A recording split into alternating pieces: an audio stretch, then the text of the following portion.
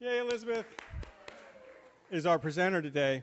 I want to tell you anecdotally as a priest how many times I've worked with families who didn't know, they didn't have a clue what their loved ones wanted to have happen.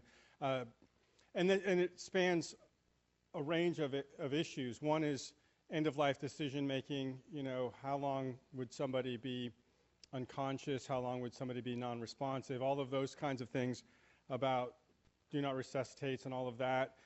Those are really difficult decisions for families to make in the crush of a health crisis, right? So those are great. That's a great set of instructions to be leaving your family so they have a sense of your wishes when it comes to that. But I've also, in the days and weeks after somebody passes, I've had families fight over things you wouldn't necessarily think about. Is it going to be an open coffin or closed? Is it going to be a cremation or is it going to be a whole body burial?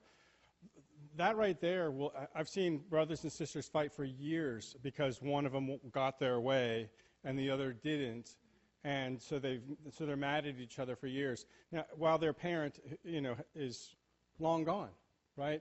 And what is the parent's last wish? Probably that their kid, probably at least in the top 5 of their last wishes was, I sure would like my kids to get along once I'm gone, right?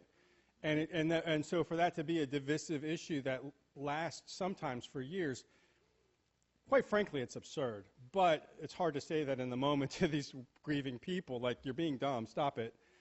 But I try to gently remind them, like, what do you really think your parents wanted you to be doing right now? Probably not fighting about this. And so instead of actually stopping fighting, they're just nice in front of the priest. Okay, right? Well, we're going to be nice in front of the priest, and then we're going to get back to not liking each other as soon as this thing is over. And we're going to, and it just adds another. Usually, there's layers of family not getting along, and it just adds another layer to it. But anyway, I've seen sisters screaming at each other, trying to bury their mother who was recently deceased. I've seen people fighting over what the music's going to be at a service. I've seen people fighting over, is it going to be inside the church or is it going to be outside the church? Well, Mama wouldn't want that. If you tell them what you want, there's no question. I mean, they'll still find a reason to fight, but at least you won't be the reason that they're fighting. It is a traumatic time when somebody loses someone that they're close to. Christians teach each other that in that traumatic time, we're already gone. We're in heaven. We're in God's holy embrace. We are experiencing our resurrected life at some level after our passing. So this is a tremendous gift that we can give to the people that are still here on the planet, dealing with the issues of kind of closing things down for us and all of that, is giving them a robust set of instructions that are compassionate and thoughtful about how you want things to be, and give them a sense of, okay, if I do 1, 2, 3, 4, and 5 like my parents asked or whatever, then I will have satisfied and honored their wishes. Very few people get that opportunity because very few people leave behind a good set of instructions. So I'm cheering for all of us as we do this important work. Thank you. Elizabeth?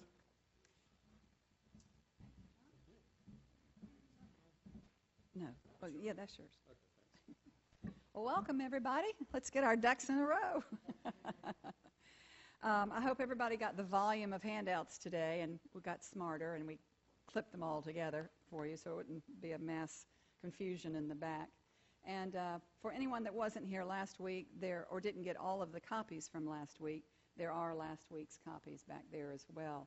And this is being recorded, so if you do watch this on YouTube, you can contact the church for the handouts. We'll get them to you, and the contact information is, if you're watching from home, in the YouTube, underneath the YouTube video.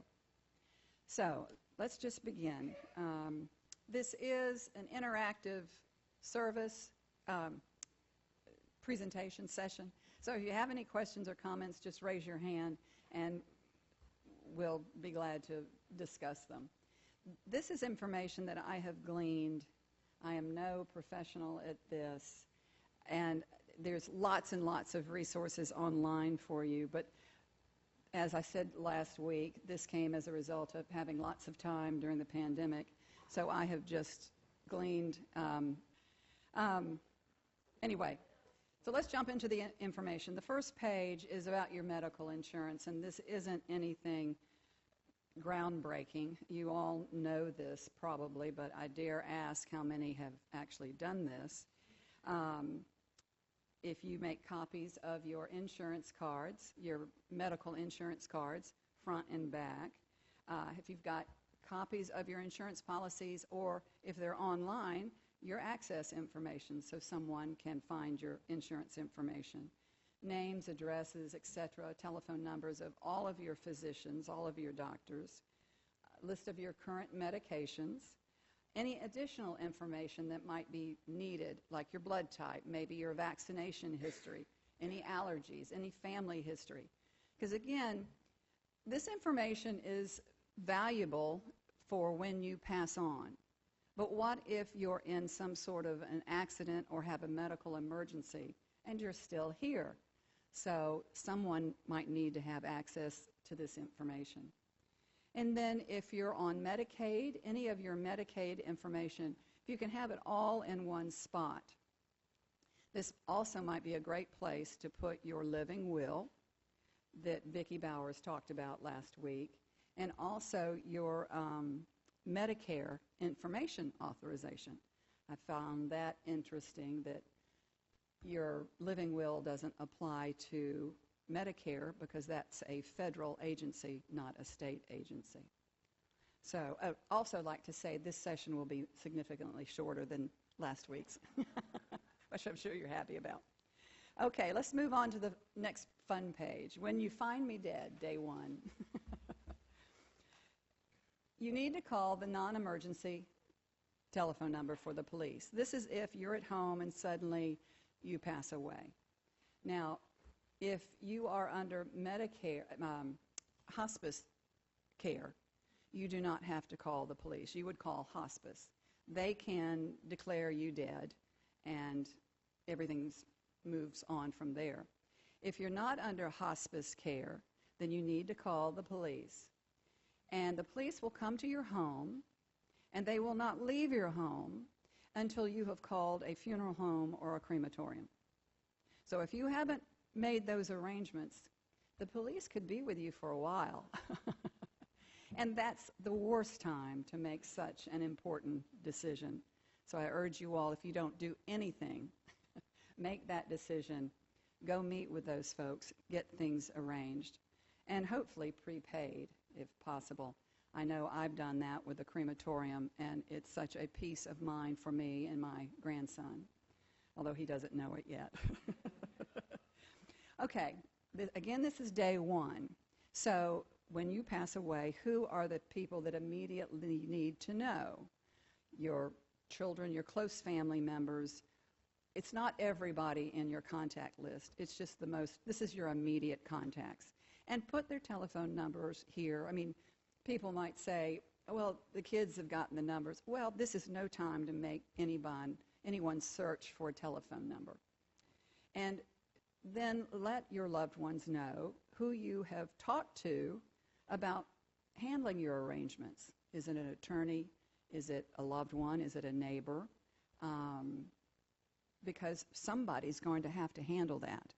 And I don't know about you, but I'd rather know now who's going to handle it than possibly the wrong person handles it.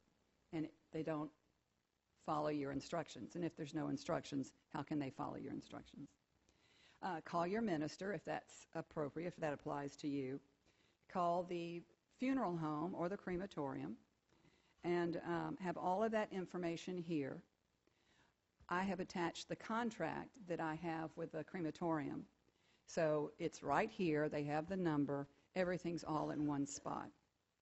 And what's nice with making pre-arrangements like that is that most of the time then you don't have to worry later about your ashes getting to where you want them to be or the casket. They will arrange all of that, and they will call Social Security and let them know that you are no longer here. Okay, day two. Oh, yes.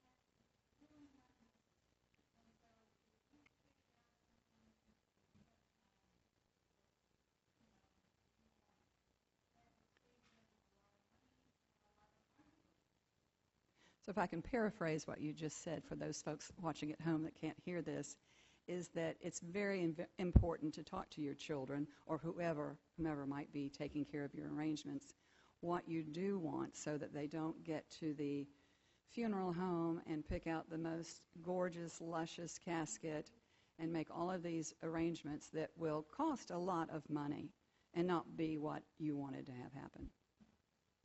Okay, day 2. In this day of social media, do you want your announcement to be put on Facebook, Twitter, Instagram, whatever? If you don't say no, in this world, everybody, the younger generation, communicates that way. So you might want to make it clear you do or you do not want to be on social media. Notify your attorney. Yes, you can.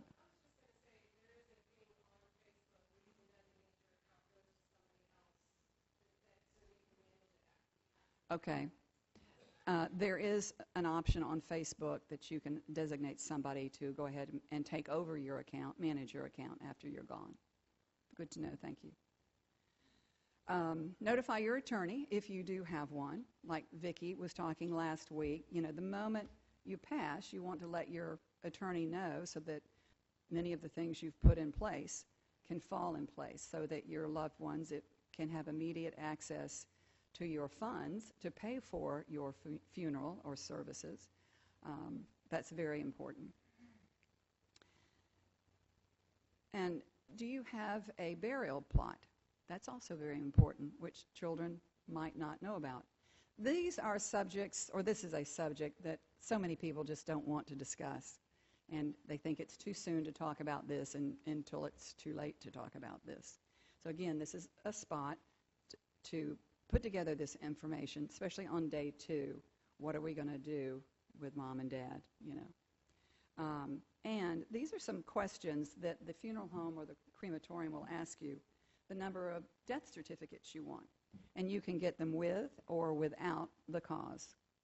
I had no clue. I ordered like 10, bless you. I ordered like 10, and they were $30 a piece, I think. And in this day and time, I didn't even have to send an original to life insurance, which I thought was unusual. I just made a copy and emailed it to them. So don't make the same mistake I made. Be very conscious of how many you want, maybe just a couple. You can always go back and get more, but they can be costly. This was $30, and it was 5 years ago. Are you an organ donor? Mine will probably be all worn out, hopefully, by the time I pass away. Maybe I'll donate it to science. Do you have a pacemaker? Do you have any devices or implants in your body? And if you'll look, the next page is a list of all of the people that you do want to contact. You want these people to hear about your passing before they read it in the newspaper or hear it on Facebook or just hear it. So this is a sample form that you can fill in. Okay. Then, yes, ma'am. I know. Hold on, and I'll get to that, and I'll explain why. The next page in your handout says the vital statistic form. You need to fill this out and give that also to the funeral home or the crematorium. They need to attach this with the death certificate. Now, if your loved ones can fill this out or provide the information by memory, that'd be great, but I wouldn't count on it. Especially if you're looking for if you've got a surviving spouse, parents, or if you were a veteran. That's really important. So, and then the next page is if you want to be a organ donor. That's the website to go to register yourself as a organ donator. Now, back to your question. What happens next? Contact the Department of Motor Vehicles to cancel that person's driver's license. Have your mail forwarded and stop any regular deliveries. This is all because there is so much corruption going around today. So many people are being scammed out of their identities, out of, their money, et cetera, et cetera. This is recommended to do this as soon as possible, especially before, say, an obituary comes out and somebody jumps on, some bad person jumps on and tries to steal your identity. So that's the purpose of that. Okay, so let's move. Yes.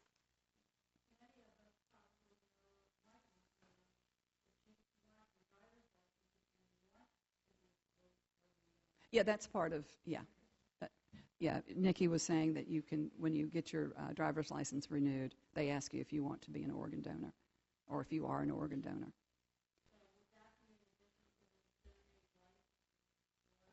Oh, yeah, because, yeah, they do. They do.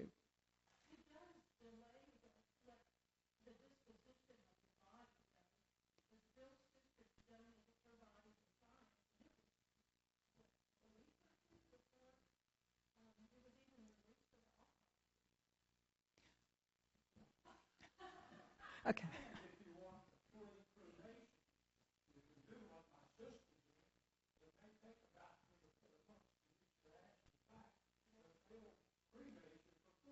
Okay, that's an excellent point. If you are an organ donor, it probably will take much longer. But the good news is, excuse me, they will cremate you for free. So, and cremation is not cheap. So there's pluses and minuses. Any other questions about these first 2 days? Okay, let's move on then. Oh, Nancy.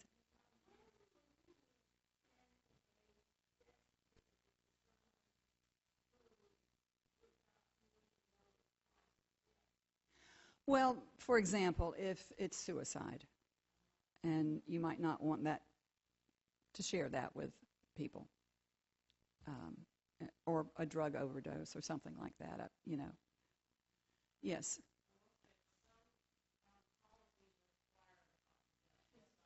Yes.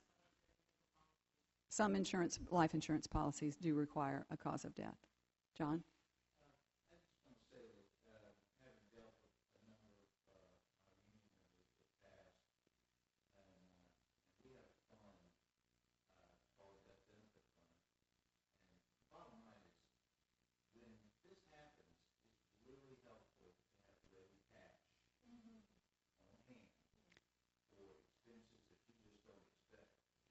Well, John has just mentioned that it's helpful when this happens to have cash on hand.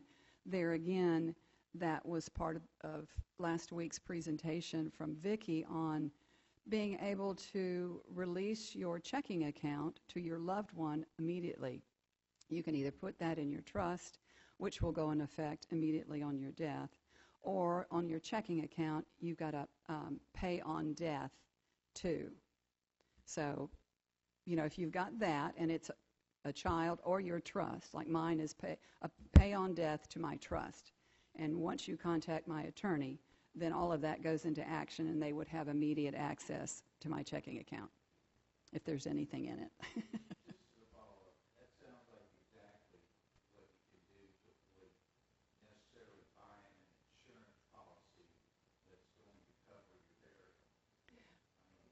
Well, John just mentioned that might be an alternative to buying a life insurance policy to cover your burial. However, that pays for the service versus coming out of your checking account. Okay. All right, let's move on. The next page then is child care. If you have children under the age of 18, this is just some of the information you might want to gather. I don't know if many of us have children under the age of 18 anymore. But that brings me to a different point.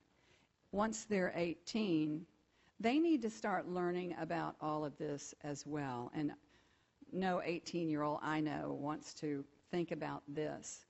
But there is a hospice document back there, a booklet, that allows you to lay out some basic wishes, I guess, for if anything were to happen to me. Or to him. And I've given it to him to read, and please let me know. And we had quite an interesting conversation about if he was in an accident, and he didn't pass away. He was still here, but, not able to take care of himself. So, he thought it was ridiculous at first, but unfortunately he had a young friend that went through that. And if their parents had had a little more insight, it might not have been quite so painful for them. Okay, next page, pet care. I thought it was really interesting that Vicki Bowers, our attorney, talks about the fact that she can do a power of attorney and a trust for their pets. Okay, darling. Okay, bye. Okay, you're welcome. Thank you. Sorry. That's okay. It's quite all right. I'll need to get with Julie. But again, if something happens to you, what's going to happen to your pet? What do you want to have happen? Maybe you've got children who don't love pets, but you love them. So if you haven't laid it out for them, maybe even identified who's willing to take the pet, what might happen to that pet? I shudder to think. So you might want to write that down. And I'm not going to go through all of this. I mean, it's kind of common sense information. All right, the goodbye letter. Has anybody thought about that? We've got time now to write a letter to our children, to our loved ones. And this Stanford 7 Vital Task of Life Review. This is an incredible website. It has videos, it has templates, it has samples of goodbye letters. So if you just don't know where to begin, we in the office talk about making our crappy first draft of anything. Just get something on paper and then you can manipulate it and fine-tune it. This is an excellent website, and the website is on the back of the page. It's really good. And also, you might want to write a few notes to friends that have been particularly meaningful in your life, or not. Yes, Cheryl?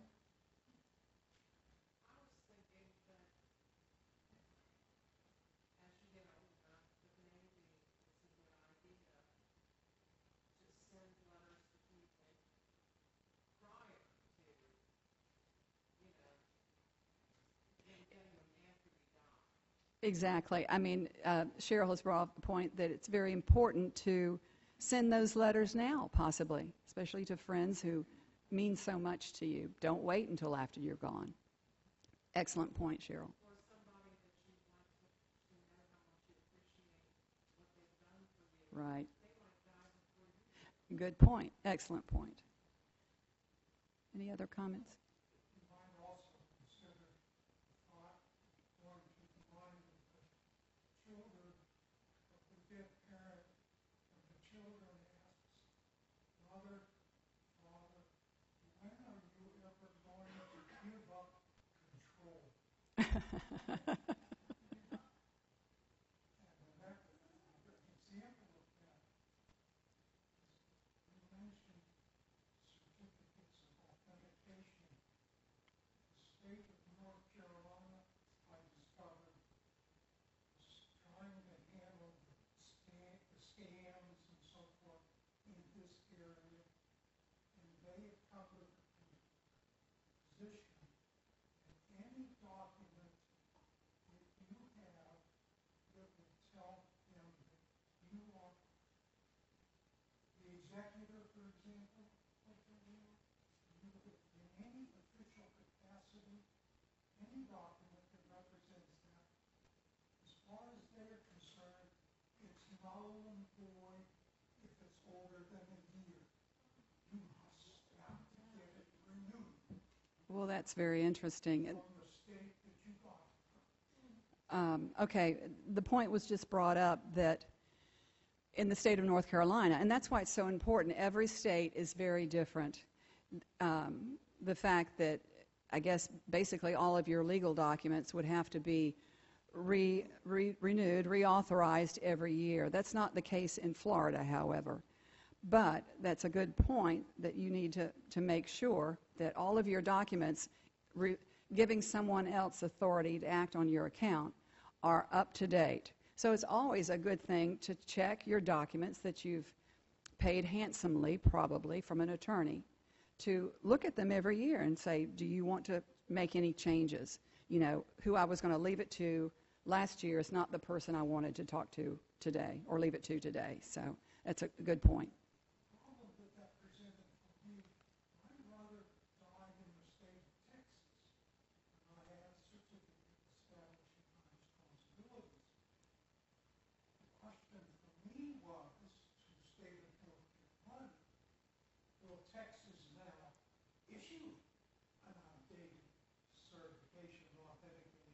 Will there be anybody there? And all they could say was, if you have that problem, we'll help you try to resolve it by talking to the state of Texas. Yeah, yes, all of this can get very tricky and very entangled. Okay, let's move on to funeral responsibilities. Number one under funeral responsibilities is talking about your obituary. I don't know about you, but I don't think I can write my own obituary. I don't want to write my own obituary. However, if you look at the following document, it just asks you, what would you like to include in your obituary so that your loved one, whoever is writing the obituary, if they write one, knows that it's important to you. I want people to know where I went to school, for example. I want people to know I was a veteran. I want people to know about my parents, about my children, et cetera, et cetera. So that's what that next page is. Anything that comes to mind that you would like folks to know or remember. A couple of years ago, there was a hilarious obituary in the paper from a Southern woman who had written it, and it was just hysterical, very funny. In fact, it made national news. I don't know that we can live up to that, but as Reverend John was mentioning briefly earlier, the location of your funeral, and do you want it to be a public or private? Maybe you just want a private, families only funeral. Let them know. Do you want a visitation? Yes or no? The name of the clergy or the funeral home or the speaker. Perhaps you just want to have a small group go out on the beach and have a little memorial service. Well, who do you want that to be? Who's going to lead that? Who's going to organize this? Your cemetery lot. If you do have a cemetery lot, where is it? What's the information about it? Put it here. Or cremation. Now, with the company I went with, they are going to transfer my ashes to the National Cemetery where my parents and my husband are buried, and they will take care of all of those arrangements. And the Veterans Administration pay for the marker, which is a wonderful thing. So the next question is, where do you want your ashes to be dispersed if you are going to be cremated? The Veterans National Cemetery is already getting full. And when I was out there 5 years ago, I thought I heard them say you can make reservations. So if that's something you want to do, I'm sure it's not quite like booking a hotel, but you might want to give them a call and see if you can reserve a spot for you and or your husband. And I was not in the military, but because my husband was, I am able to be buried along with him and have my own marker on the other side of the marker. The last thing I saw on that was that you do not have to reserve a space. There will always be a space for you, and that the funeral home will make that happen. Okay, it was just said that there will always be a spot. My only thought is, what if there's no land? I mean, and they have to acquire more land, and it might not be in Jacksonville. I mean, I think that was the point. It's getting so full so fast that by the time, hopefully not anytime soon, you want to be buried there, there would still be land here in Jacksonville for you to be buried there. Well, and again, but, you know, if you can take care of that now, that's one less worry. Alan, did you have a question?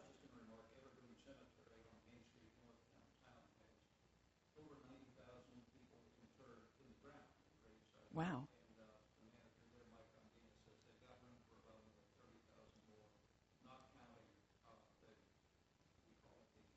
Columbarium? Yeah, the columbariums.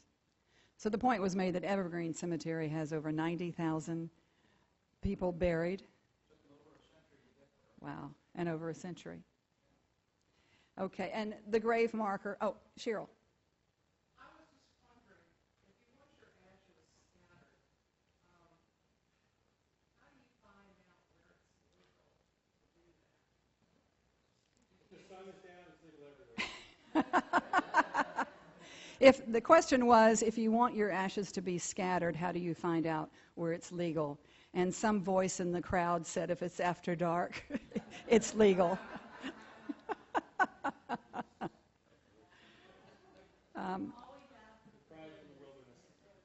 I had a friend whose father absolutely loved golf, so he took his father's ashes and put a hole in his pocket, and as he went from hole to hole, he would just sprinkle a few ashes on each hole.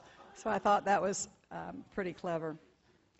And I know here at St. George, if you want to be buried in the Memorial Garden and you want a plaque, you need to make sure we've got the information for you and your desire. If you're a veteran, yes, John. I also just want to point out, if you've never had any experience with it, and I have, these ashes are more like powder. They're not, No, yeah, right, okay. I mean, it is fine powder. The point is being made that the ashes are fine powder. However, they can also not be fine powder. It can be a mix of well, yes. Thank you, John. Okay, moving right along. If you are a veteran and want to investigate the benefits and you don't have your discharge papers, I've listed, if you need to get your DD 214 form, here's the website you go to get that. And you need to let people know, do you want a funeral? Do you want a celebration of life? Some people don't. Yes or no? If you don't do that, then goodness, you know, who knows what might happen. Now, because a lot of people don't, if you'll turn to not the next page was the information about the obituary, but the next page is about your actual celebration of life. If you are a member of St. George, you can come and speak with our priest and go ahead and more or less arrange your service, what scriptures you might like, what music, soloist, etc., so that your loved ones don't have to make this decision at the worst time. These are all big decisions, and when you're grieving, it's just extra difficult. Do you want a visitation? And if so, you've got to make think about it. Do you want refreshments? Is it going to be at your home? Is it going to be at the funeral home? Etc., etc. Funeral service details are outlined on the attached document. So this is where you would attach, perhaps, the service arrangements. And we do have, you know, a blank funeral bulletin, all of the materials you need to hand that over to the priest and the staff of the church to handle your arrangements. And, you know, do you want pallbearers? Who's going to do the readings? Etc., etc. There's a lot to think about. And again, another reason to look at this every year, because last year I wanted, you know, Johnny B. to be a pallbearer. Not so much this year. Changed my mind. You know. We've talked about music, flowers, video. I know at least one person in the audience that has already made a video for their loved ones. Committal. Is there going to be a graveside service? Do you want your ashes, again, example here, to be interred in the memorial garden? Reception afterwards. Now, this can be very costly. If you have a funeral at 11 o'clock, everybody expects lunch. If you do it at 1, it's just refreshments. Just a handy tip.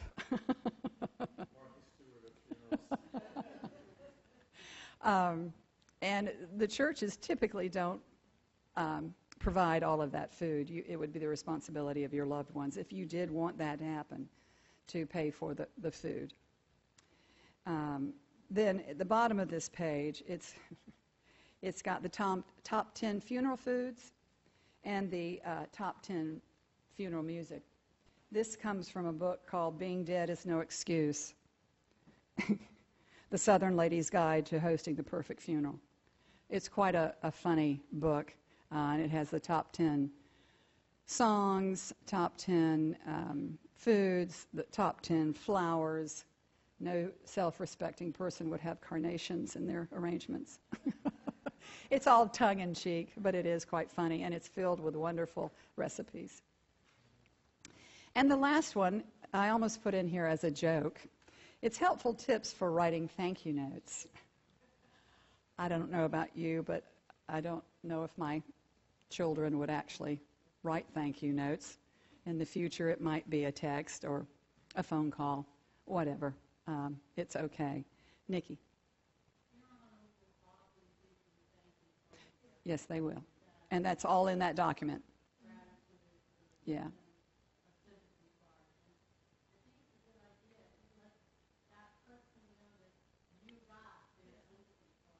Right, right.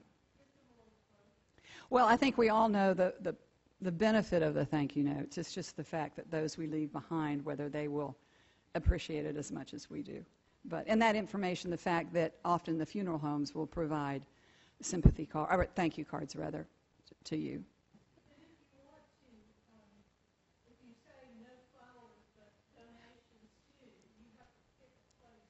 Right. If you go back to the funeral responsibilities page and come down to number 11. Good timing, Carol. If you want, in lieu of flowers, if you'd like for people to make a donation to a charity, here is where you would put it. Or to a church. Now, I love number 12. Location and description of items to be destroyed. Can you give us some details on that? Oh, am I getting red? And last but not least, if you have written those letters or whatever, where are they? So your loved ones can give them away. And not just about letters. I know with my grandson, I have started a family history about my family and his family. He's adopted, so he doesn't have a whole lot of knowledge early on. So I've continued to write his letter. And I started this in 2021. Oh, no, I think it was 2020. And I just looked at it again, and boy, it was interesting to read what I had written to him, and I need to add quite a bit more to it. So it's interesting. So with that, gosh, this is great. This is all for today. Any questions?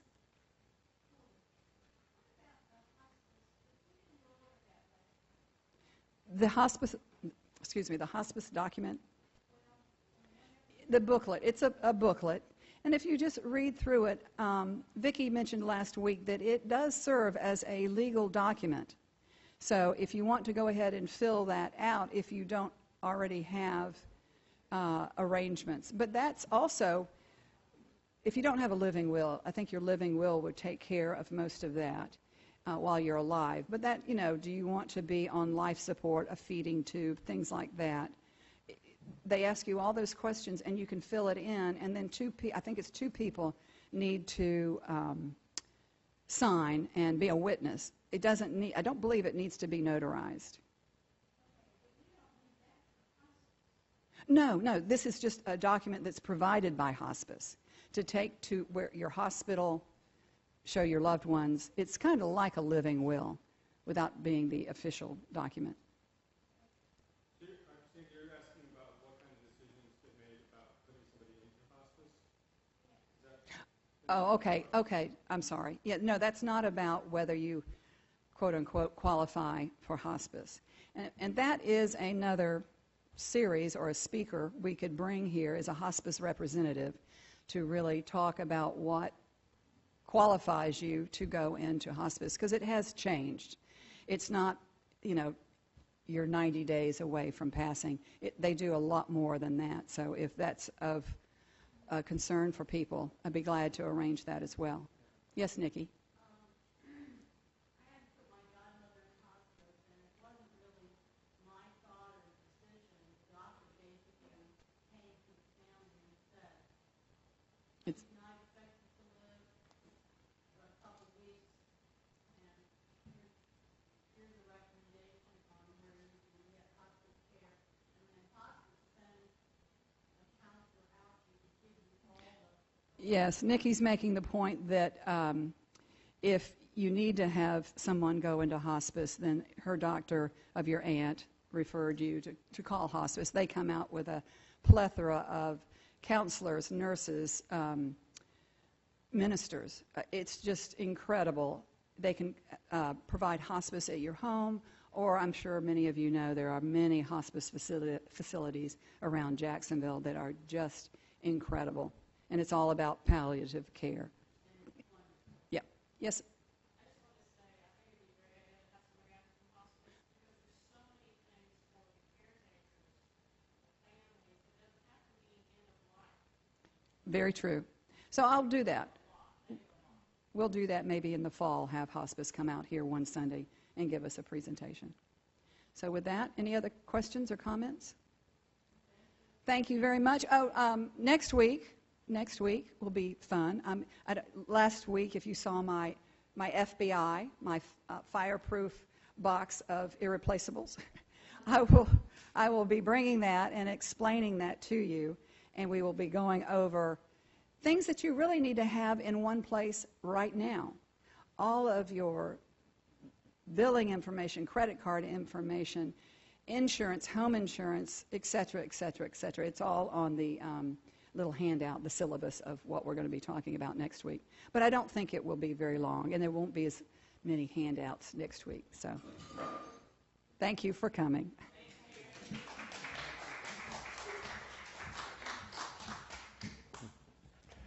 So just a quick mention regarding funeral planning. So as a clergy person, I've received a pretty extensive amount of training and now currently have a significant amount of experience helping people plan funerals. And typically it's the religious part of funeral planning, but it doesn't have to be. And specifically, I always offer funeral planning to every member of my church. But quite frankly, I've done it for other members of the community, and I don't mind doing that. I feel like it's a public service that every church should offer to the community that they serve at large, regardless of whether somebody's a member or not. So whether or not you want to have a church funeral, whether or not you are an Episcopalian, if you're interested in having some help with some funeral planning, I am available. My cards are on the back table back there, and you can always just get a hold of the church to get a hold of me. And it's, it's not just simple like, open casket, closed casket, or, do I want to be cremated? It's things like music, poetry, do I want anybody to speak? You can make a lot of really helpful decisions that will really aid your family.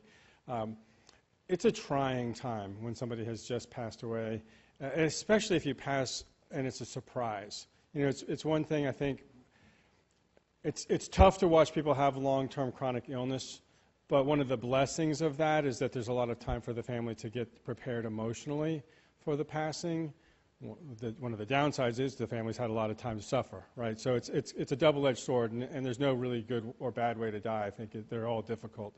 But if it's a sudden loss, the sting and the shock of a sudden loss can be so debilitating and you would assume that because somebody was significantly elderly that wouldn't be the case. But I've had people who've lost their 100-year-old mom fall apart for months. I mean, and the family, the children are in their 70s and 80s, and their mom was 100, and they just come apart at the seams because they thought she was going to make it to 110.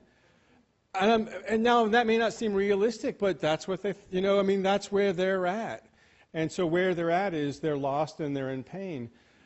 It's a tremendous gift that you can give to your loved ones to help them get through this process with a. This is amazing. If you filled out every single box on this and handed it to your next of kin, that's like Christmas presents for the next 10 years. I mean, it's a really significant gift. So, Elizabeth, thank you so much for putting this together. Really, just. I want a Viking funeral, by the way. The only way that you can get a Viking funeral in the United States is that a biker gang will do it for you. A Viking funeral is where they push you out on like a rowboat covered with things that will burst into flames, and they shoot burning arrows at the boat once it's a little bit offshore. Completely illegal in all 50 states. So I've actually heard of one of them happening, and the way they got it done was they had a biker gang do it for them. I don't know if I'm ready to join the Hells Angels just for that. After dark, exactly. Go in peace to love and serve the Lord, my friends.